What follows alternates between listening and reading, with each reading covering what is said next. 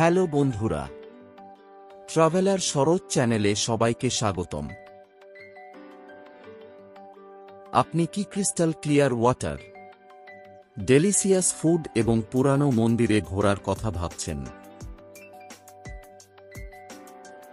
তাহলে আজকের ভিডিওটি আপনার জন্য, কারণ আজ আমরা কার্যত আপনাকে একটি অবিশ্বাস্য দেশে নিয়ে যাচ্ছি। এই ভিডিওতে আমরা থাইল্যান্ডের সেরা 10টি পর্যটন কেন্দ্র নিয়ে আলোচনা করব।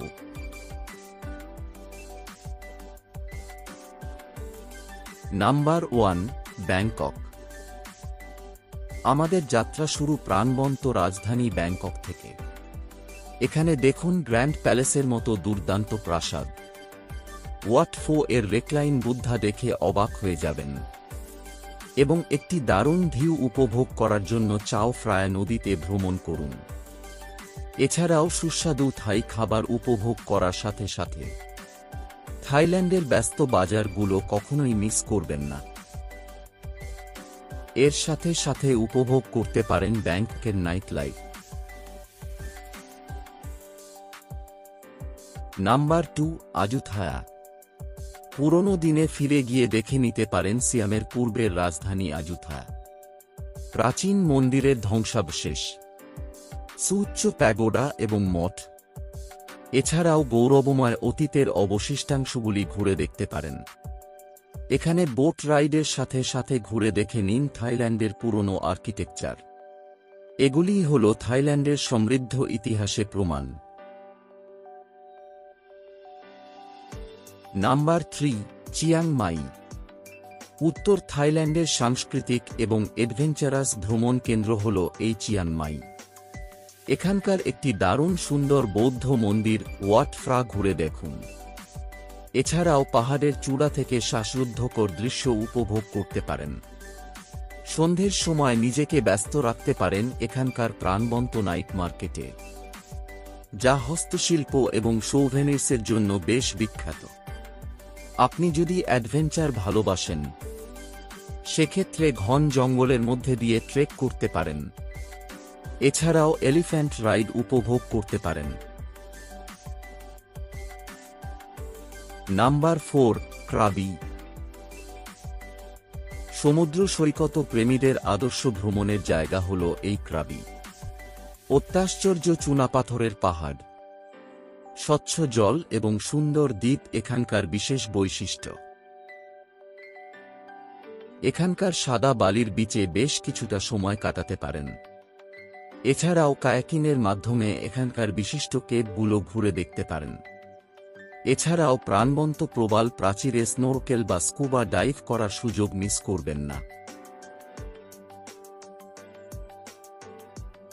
নাম্বার 5, ফি ফি দ্বীপ।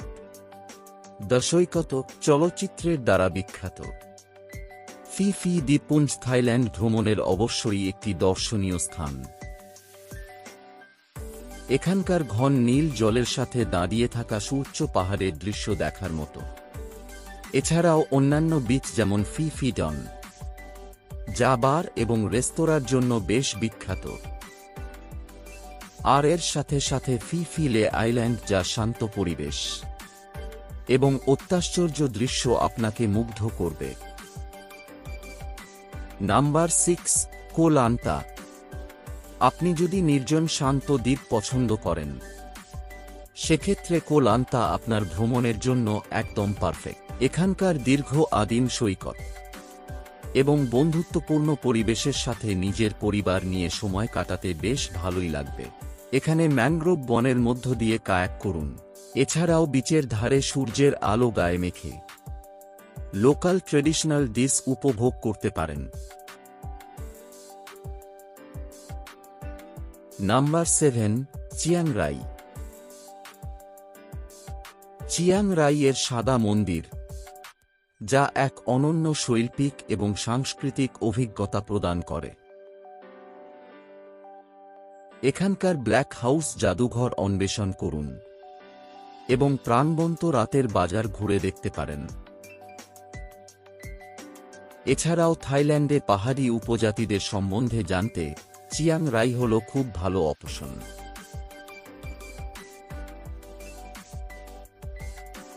নাম্বার 8, খাও সোক জাতীয় উদ্যান। খাও সোক ন্যাশনাল পার্ক আউটডোর অ্যাডভেঞ্চারের জন্য বেশ বিখ্যাত।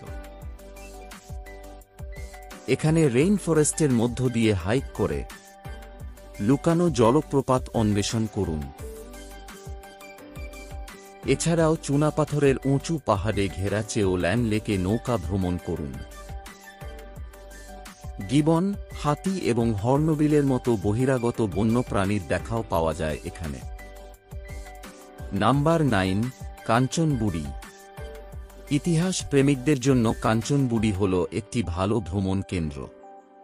দ্বিতীয় বিশ্বযুদ্ধের সময় থেকে কোয়াই নদীর উপর অবস্থিত সেতুটি বেশ পরিচিত।